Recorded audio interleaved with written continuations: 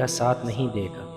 مالک نے ڈرے ہوئے لہجے میں کہا، میں نے وکی اور سجاح کے ساتھ مل کر اپنے قبیلوں کا جو خون بہایا ہے وہ کوئی نہیں بخشے گا۔ ان سے مصالحت تو کر لی تھی لیکن دل پھٹے ہوئے ہیں۔ میرے قبیلے کی مدد کو کوئی نہیں آئے گا۔ پھر آگے بڑھو اور مسلمانوں کی سپہ سالار سے کہو کہ تم نے اسلام ترک نہیں کیا۔ لیلا نے کہا، شاید وہ تمہیں بخش دیں۔ نہیں بخشیں گے۔ مالک نے کہا، نہیں بخشیں گے۔ انہوں نے کسی کو نہیں بخشا۔ مالک بن نویرہ پر خوف طاری ہو گیا تھا۔ اسے خبریں مل رہی تھی خالد رضی اللہ عنہ کا لشکر قریب آ رہا ہے۔ اس نے اپنے قبیلے کو اکٹھا کیا۔ اے بنو یربوع، اس نے قبیلے سے کہا، ہم سے غلطی ہوئی کہ ہم نے مدینہ کی حکمرانی کو تسلیم کیا اور ان سے منحرف ہو گئے۔ انہوں نے ہمیں اپنا مذہب دیا جو ہم نے قبول کیا، پھر نافرمان ہو گئے۔ وہ آ رہے ہیں۔ سب اپنے گھروں کو چلے جاؤ اور دروازے بند کر لو۔ یہ نشانی ہے کہ تم ان کے خلاف ہتھیار نہیں اٹھاؤ گے۔ ان کے بلانے پر ان کے سامنے نہتے جاؤ۔ کچھ فائدہ نہ ہوگا مقابلے میں۔ جاؤ، اپنے گھروں کو چلے جاؤ۔ لوگ سر جھکائے ہوئے اپنے گھروں کو چلے گئے۔ شعبان 11 ہجری کے پہلے ہفتے میں خالد رضی اللہ عنہ بطح پہنچ گئے۔ انہوں نے اپنے لشکر کو محاصرے کی ترتیب میں کیا، مگر ایسے لگتا تھا جیسے بطح اجڑ گیا ہو۔ شہر کا دفاع کرنے والے تو نظر ہی نہیں آتے تھے، کوئی دوسرا بھی دکھائی نہ دیا۔ کسی مکان کی چھت پر ایک بھی سر نظر نہیں آتا تھا۔ کیا مالک بن نویرہ اپنے آپ کو اتنا چالاک سمجھتا ہے کہ مجھے گھیرے میں لے لے گا؟ خالد رضی اللہ عنہ نے اپنے نائب سالاروں سے کہا، محاصرے کی ترتیب بدل دو اور اپنے عقب کا خیال رکھو۔ میں اس بستی کو آگ لگا دوں گا۔ وہ یہاں سے نکل گئے ہیں، عقب سے حملہ کریں گے۔ خالد بن ولید رضی اللہ عنہ زندہ دل، بے خوف اور مہم جو تھے۔ ان کے احکام بہت سخت ہوا کرتے تھے۔ انہوں نے اپنے دستوں کو اس ترتیب میں کر دیا کہ عقب سے حملہ تو روک لیں، اور اگر اس کے ساتھ ہی شہر سے بھی حملہ ہو جائے تو دونوں طرف لڑا جائے۔ مسلمانوں کو اس دشواری کا سامنا تھا کہ ان کی نفری تھوڑی تھی اور وہ اپنے شہر مدینہ سے بہت دور تھے۔ انہوں نے جن قبیلوں کو مطیع کیا تھا ان کی بستیوں کو اڈے بنا لیا تھا، لیکن ابھی وہاں کے لوگوں پر پوری طرح بھروسہ نہیں کیا جا سکتا تھا۔ یہ خالد رضی اللہ عنہ کی پرجوش اور ماہرانہ قیادت تھی جو مجاہدین کی قلیل تعداد میں بجلیوں جیسا قہر پیدا کیے رکھتی تھی۔ خالد رضی اللہ عنہ نے بستی میں ایک دستہ داخل کیا تو اس پر ایک بھی تیر نہ آیا۔ ہر مکان کا دروازہ بند تھا۔ خالد نے یہ خاموشی دیکھی تو وہ خود بستی میں داخل ہوئے۔ مالک بن نویرہ، خالد رضی اللہ عنہ نے کئی بار مالک کو پکارا اور کہا، باہر آ جاؤ، نہیں آؤ گے تو ہم بستی کو آگ لگا دیں گے۔ تجھ پر خدا کی سلامتی ہو۔ ایک چھت سے ایک آدمی کی آواز آئی، مت جلا ہمارے گھروں کو، وہ جسے تو بلا رہا ہے یہاں نہیں ہے، یہاں کوئی نہیں لڑے گا۔ الولید کے بیٹے، ایک اور چھت سے آواز آئی، کیا تو نہیں دیکھ رہا کہ ہم اپنے مکانوں کے بند دروازوں کے پیچھے بیٹھے ہیں؟ کیا مدینہ میں یہ رواج نہیں کہ بند دروازہ ایک اشارہ ہے کہ آ جاؤ، ہم تمہارے خلاف ہتھیار نہیں اٹھائیں گے؟ بے شک میں یہ اشارہ سمجھتا ہوں، خالد نے کہا۔ مکانوں کے دروازے کھول دو اور باہر آ جاؤ۔ عورتوں اور بچوں پر جبر نہیں، ان کی مرضی ہے باہر آئیں یا نہ آئیں۔ لوگوں کو رسم و رواج معلوم تھا، وہ ہتھیاروں کے بغیر باہر آ گئے۔ عورتیں اور بچے بھی نکل آئے۔ خالد رضی اللہ عنہ نے اپنے دستوں کو حکم دیا کہ ہر گھر کے اندر جا کر دیکھیں کوئی آدمی اندر نہ رہے۔ خالد رضی اللہ عنہ نے خاص طور پر حکم دیا کہ کسی گھر میں کسی چیز کو ہاتھ نہ لگایا جائے، نہ کسی پر ہلکا سا بھی تشدد کیا جائے۔ مالک بن نویرہ کے قلعہ نما مکان میں خالد رضی اللہ عنہ خود گئے۔ وہاں سامان پڑا تھا، ایسا لگتا تھا جیسے یہاں کے رہنے والے کچھ ہی دور پہلے نکلے ہوں۔ بستی سے خالد کو اتنا ہی پتہ چلا کہ مالک بن نویرہ اپنے قبیلے کو یہ کہہ کر کہ وہ مسلمانوں کے خلاف ہتھیار نہ اٹھائیں، لیلا کو ساتھ لے کر بستی سے نکل گیا تھا۔ جنہوں نے اسے جاتے دیکھا تھا انہوں نے سمت بتائی جدھر وہ گیا تھا۔ مالک گھوڑے پر اور لیلا اونٹ پر سوار تھی۔ خالد رضی اللہ عنہ نے ارد گرد کی بستیوں کو اپنے آدمی بھیج دیے اور کچھ آدمی اس سمت روانہ کیے جدھر بتایا گیا تھا کہ مالک گیا ہے۔ وہ صحرا تھا، اونٹ اور گھوڑے کے قدموں کے نشان بڑے صاف تھے۔ یہ خالد رضی اللہ عنہ کے آدمیوں کو ایک بستی میں لے گئے۔ یہ بنو تمیم کی ایک بستی تھی۔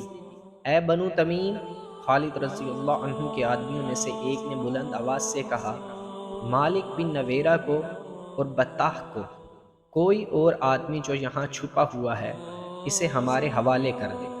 اگر وہ ہماری تلاشی پر ملے تو اس بستی کو آگ لگا دی جائے گی۔ ذرا ہی دیر بعد مالک بن نویرہ لیلا کے ساتھ باہر آیا اور اپنے آپ کو خالد بن ولید رضی اللہ عنہ کے آدمیوں کے حوالے کر دیا۔ بنو جربن کے چند اور سرکردہ افراد بھی جو یہاں آ کر چھپ گئے تھے، باہر آ گئے۔ ان سب کو مالک بن نویرہ کے ساتھ بطاح لے آئے۔ لیلا بھی ساتھ تھی۔ مالک بن نویرہ، خالد رضی اللہ عنہ نے مالک کو اپنے سامنے بلا کر پوچھا، کیا یہ غلط ہے کہ تم نے زکوٰۃ اور محصول مدینوں کو بھیجنے کے بجائے لوگوں کو واپس کر دیے تھے؟ میں اپنے قبیلے کو یہ کہہ کر نکلا تھا کہ مسلمانوں کا مقابلہ نہ کرنا۔ مالک بن نویرہ نے جواب دیا، اور میں نے انہیں یہ بھی کہا تھا کہ مسلمان ہو جاؤ اور زکوٰۃ ادا کرو، اور تم خود اس لیے روپوش ہو گئے تھے کہ تم اسلام سے منحرف ہو گئے تھے۔ خالد نے کہا، اور تم منحرف ہی رہنا چاہتے ہو۔ تم نے اپنے شعروں میں لوگوں سے کہا تھا کہ وہ زکوٰۃ اور محصول ادا نہ کریں، اور تم نے انہیں کہا تھا کہ اسلامی حکومت کے احکام کی تم خلاف ورزی کرو گے جو تم نے کی۔ ہاں ولید کے بیٹے، مالک نے کہا، میں نے خلاف ورزی کی، لیکن میں اپنے قبیلے سے کہہ رہا ہوں کہ اب وہ خلاف ورزی نہ کرے۔ اور تم نے سجاح کی جھوٹی نبوت کو تسلیم کیا۔ خالد رضی اللہ عنہ نے کہا، اور اس کے ساتھ مل کر لوگوں کو قتل کیا اور انہیں لوٹا، اور تم نے ان لوگوں کا قتل عام کیا جن لوگوں نے اسلام قبول کر لیا تھا۔ مالک نے سر ہلا کر اس جرم کا اقرار کیا۔ کیا تو مجھے بتا سکتا ہے کہ میں تجھے قتل کیوں نہ کروں؟ خالد رضی اللہ عنہ نے کہا، میں جانتا ہوں کہ تمہارے خلیفہ نے تمہیں میرے قتل کا حکم نہیں دیا۔ مالک بن نویرہ نے کہا، خدا کی قسم۔ خالد رضی اللہ عنہ نے کہا، میں تجھے زندہ رہنے کا حق نہیں دے سکتا۔ خالد نے وہ اجڑی ہوئی بستیاں دیکھی تھی جو مالک بن نویرہ اور سجاح نے اجاڑی تھی۔ خالد نے مالک بن نویرہ کی بستی بطاح پر بلا وجہ چڑھائی نہیں کی تھی۔ انہیں تمام معلومات ملتی رہی تھی کہ اس شخص نے اس علاقے میں مسلمانوں کو کس طرح تباہ و برباد کیا تھا۔ لے جاؤ اسے اور اس کے ساتھیوں کو جو اس کے ساتھ روپوش تھے، اور انہیں قتل کر دو۔ خالد بن ولید نے حکم دیا۔ انہیں جب لے گئے تو خالد بن ولید رضی اللہ عنہ کو اطلاع دی گئی کہ ایک بڑی ہی حسین عورت جس کا نام لیلا ہے اور جو مالک بن نویرہ کی بیوی ہے، اپنے خامن کی زندگی کی التجا لے کر آئی ہے۔ خالد رضی اللہ عنہ نے کہا کہ اسے آنے دو۔ خالد رضی اللہ عنہ ایک سردار کے فرزند تھے۔ انہوں نے امیر گھرانے میں پرورش پائی تھی، اس لیے ان کے دل و دماغ میں وسعت تھی۔ وہ خوش ذوق، خوش طبع اور زندہ مزاج تھے۔ لیلا جب ان کے سامنے آئی تو خالد رضی اللہ عنہ نے پوچھا، کیا تو اپنے خامن کو موت سے بچانے آئی ہو؟ اس کے سوا میرا اور مقصد ہو ہی کیا سکتا ہے؟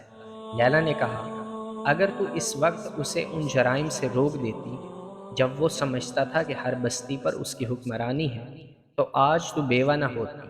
خالد رضی اللہ عنہ نے کہا، کیا اس نے تجھے بتایا نہیں تھا کہ اس کی تلوار نے کتنی عورتوں کو بیوہ کیا ہے؟ اسے معلوم نہیں تھا کہ اس کی زندگی میں ایک دن انصاف کا بھی آئے گا۔ میں اس کا ہاتھ نہیں روک سکی۔ لیلا نے کہا، اور تو میرا بھی ہاتھ نہیں روک سکتی۔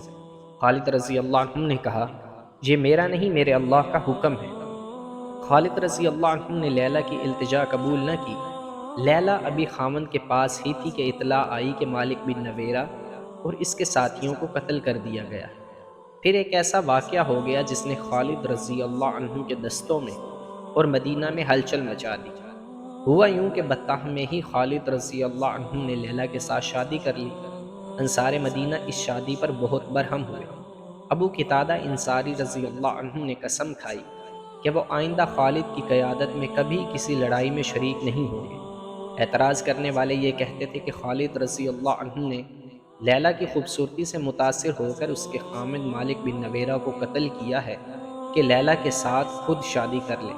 لیکن خالد رضی اللہ عنہ وہ شخصیت تھی جس نے بستر مرگ پر کہا تھا کہ میرے جسم پر کوئی جگہ ایسی ہے جس پر جہاد کا زخم نہ آیا ہو۔ ان کا کردار اتنا کمزور نہیں ہو سکتا تھا کہ وہ ایک عورت کی خاطر اپنے رتبے کا ناجائز فائدہ اٹھاتے۔ خالد رضی اللہ عنہ کے حق میں بات کرنے والوں نے کہا ہے کہ خالد نے مالک بن نویرہ اور اس کے ساتھیوں کو قید میں ڈال دیا اور انہیں مدینہ بھیجنا تھا۔ راحت بہت سرد تھی۔ خالد رضی اللہ عنہ کو خیال آیا کہ قیدی سردی سے ٹھٹھر رہے ہوں گے۔ انہوں نے حکم دیا، دافو اسراکم، اس کا ترجمہ ہے کہ قیدیوں کو گرمی پہنچاؤ۔ کنانہ کی زبان میں مدافعت کا لفظ قتل کے معنوں میں استعمال ہوتا ہے۔ بدقسمتی سے یہ قیدی جن آدمیوں کے پہرے میں تھے وہ کنانہ کے رہنے والے تھے۔ انہیں یہ بھی معلوم تھا کہ مالک بن نویرہ اور اس کے ساتھیوں کے جرائم کتنے سنگین ہیں، چنانچہ انہوں نے گرمی پہنچاؤ کو قتل کے معنوں میں لیا اور مالک اور اس کے ساتھیوں کو قتل کر دیا۔ خالد رضی اللہ عنہ کو پتہ چلا تو انہوں نے کہا، اللہ جو کام کرنا چاہتا ہے وہ ہو کے رہتا ہے۔ ان دو کے علاوہ اور بھی روایات مختلف تاریخوں میں آئی ہیں جو ایک دوسرے کی تردید کرتی ہیں۔ ان میں بعض خالد رضی اللہ عنہ کے حق میں جاتی ہیں، بعض خلاف۔ مخالفانہ روایات کے مصنفوں کے مذہبی فرقوں کو دیکھو تو صاف پتہ چلتا ہے کہ ان کے ایک ایک لفظ میں تعصب بھرا ہوا ہے اور وہ خالد بن ولید رضی اللہ عنہ کو رسوا کر رہے ہیں۔ تاریخ میں متضاد کہانیاں ملتی ہیں، لیکن کسی بھی مورخ نے یہ نہیں لکھا کہ اس شادی پر لیلا کا کیا رد عمل تھا۔ کیا لیلا نے حضرت خالد بن ولید رضی اللہ عنہ کو مجبور ہو کر قبول کیا تھا، یا وہ خوش تھی کہ ایک عظیم سپہ سالار کی بیوی بن گئی ہے جس کی فتوحات کے چرچے سرزمین عرب کے گوشے گوشے تک پہنچ گئے ہیں؟ اس وقت کے جنگی رواج کے مطابق لیلا مال غنیمت تھی۔ خالد اسے لونڈی بنا کر اپنے پاس رکھ سکتے تھے۔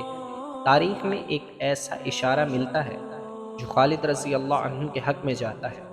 وہ یوں ہے کہ خالد رضی اللہ عنہ نے اسے کسی کی یا اپنی لونڈی بننے سے بچا لیا تھا۔ وہ اتنی حسین تھی کہ شہزادی لگتی تھی۔ خالد رضی اللہ عنہ جانتے تھے کہ لونڈیوں کی زندگی کیا ہوتی ہے۔ خالد رضی اللہ عنہ نے یہ بھی دیکھ لیا تھا کہ لیلا جتنی خوبصورت ہے اتنی ہی ذہین اور دانا ہے۔ انہوں نے اس عورت کی صلاحیتوں کو تباہی سے بچا لیا تھا۔